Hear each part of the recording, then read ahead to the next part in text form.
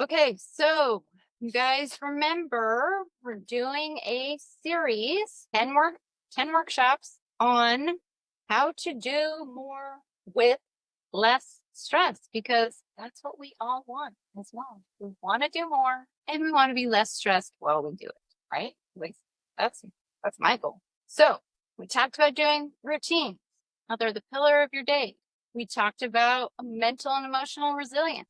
We talked about setting up systems, right? Because if you systemize things in your household, that lightens the load. You make the decision once. You automate certain purchases on Amazon, like whatever the system is for you, set that up so you can reduce that decision fatigue. We're actually talking about that today. Decision fatigue. In the grocery store. Yeah. Yeah. The grocery store, right? Systematizing. And then this week, like I told you last week, we're going to be talking specifically about how to get more help from your husband. Yay! I thought you were gonna go to the classic line. Oh, Princess Bride. Today we're gonna talk about you love that one. marriage. Well, no, we're talking about your husband. Okay, I just like talking about marriage. All right, so Anything that has to do with sex. this doesn't We are have to going to tie this in Okay. somehow. All right, I'm No. gonna. If you need more support from your husband, I have some suggestions. Okay, so, and you guys already know this. This is in no way, shape, or form meant to be any sort of husband bashing session but it is a session where it can help us get clarity about where we can work together better as a partnership. And sometimes in order to do that, we individually have to get clarity so that we can articulate that to our husband. Because sometimes the reason we don't get help from our husbands and our children is because we have not adequately explained to them what it is we need. And partly that's because we ourselves don't even know what it is we need. So when we get clarity about these things, then we can better share with them what it is we need and how we would best like to receive that help, because that's also helpful, right?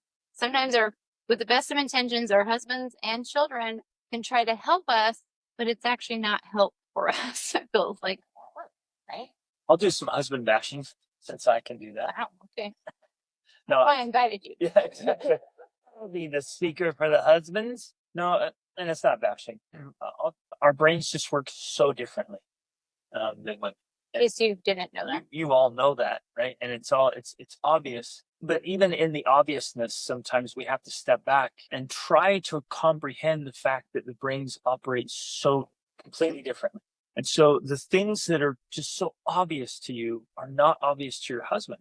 The things that are so obvious to me aren't obvious to Rachel. And I could sit there and be frustrated. I'm like, how do you not get this? Like, what's going on in your beautiful little head that doesn't get this? And clearly what's happening is it's a completely different brain.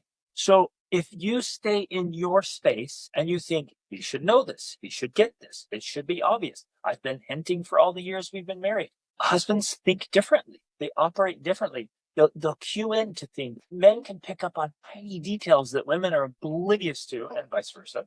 And so our brains are designed to understand different things. So what Rachel's saying is so powerful. At some point, even though it feels like silly, stupid, obvious, what's obvious to you isn't obvious to him.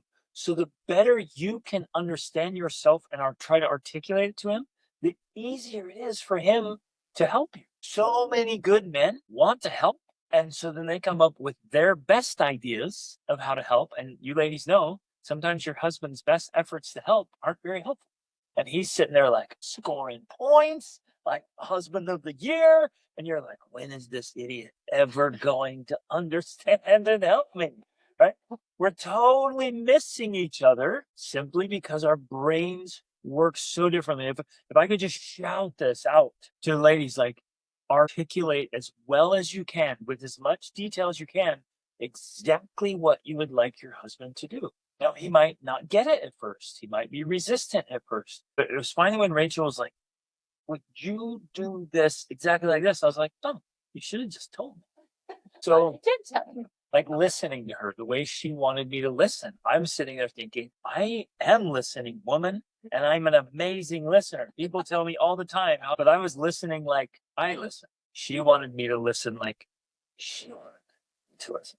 And when she explained that, I was like, oh, I can do that. That makes sense. So what we're going to do is I walk through my worksheet. You do your virtual worksheet or write on paper is getting very clear about specific things so that we have an action plan that we can take steps to implement with conversations with our husband throughout this and into the future, of course, because it's not a one and done thing. It's something that's an ongoing thing. As you were talking, I was thinking about this and I realized that I had this realization, somewhere along my journey of something that I'm afraid not enough women are aware of, because I think if they were, it would change the dynamics a lot in family and marriage. And it was this understanding that, because I remember when I was younger, I thought that everyone else's brain worked like mine. I thought that what you're talking about, what I saw, what was obvious to me was obvious to Everett. And so I would be baffled, like, how can my husband and children just walk past this 50 times and not clean it up, not pick it up, not put it away? Why are they so lazy? Why are they so blind, right? Because to me, it's like so obvious. It's right there. It's there. Can't you just see what needs to be done? But it's not the same for them. They can't see what needs to be done. They literally do not even focus on the same things. So it would be so fascinating if we could like switch brains with other people in our family, because then we'd be like, I don't even notice that. I didn't even know that was there. Like I can be shocked still. We will live in a place, because we move a lot and stuff. We'll live in a place for a year and Greg will be like, where is that thing? I'm like, we've been here a year and you don't know what that is? Because in my brain, I know exactly where everything is. I've cataloged everything, right? But then, and we're going to talk through this as well, if he were to ask me, like, who gets the Did you check the oil in the car? chain oil? I'll be like, what? What are you talking about? You have to have oil for a chain? So there's things that I also know nothing about that he has complete domain over.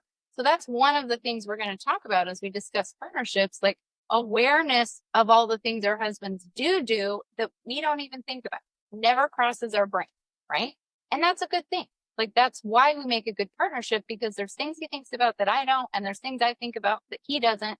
And when we learn to work together and recognize what each of the different roles that we're playing, then we kind of feel like, okay, yeah, we are a partnership here. And if there's imbalances, then we can fix those. So that's little side note that you are already aware of.